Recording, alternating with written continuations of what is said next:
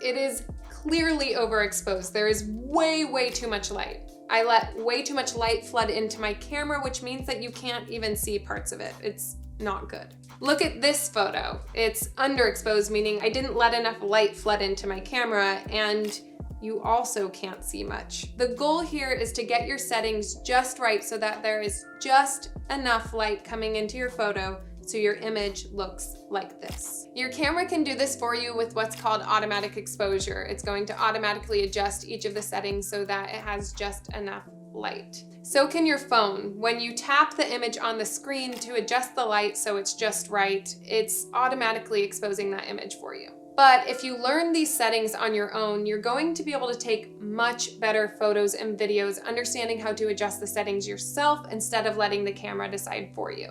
All right, so we've got these 3 pillars of exposure, which are, here it comes, shutter speed, aperture, and ISO. The art of photography and videography is adjusting these 3 settings to get your image balanced just right so that there's enough light coming in. The beautiful thing is your camera has a light meter, something that measures how much light is coming on. It looks like this most of the time. In the dead center of this light meter is 0. This is the sweet spot. This is where you want your image to be. You have a little marker on top of the light meter that tells you where you are as you adjust your settings. As this little arrow slides over here to the right, you are getting too bright.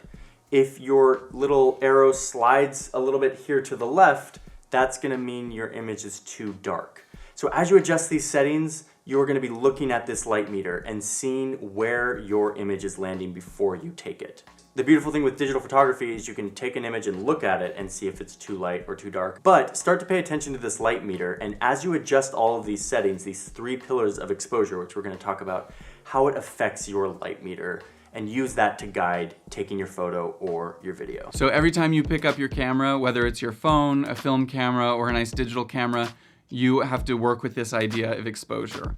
In this course, Johnny and Iz go into further detail about aperture and ISO and shutter speed and how that affects your exposure and how it affects your overall image.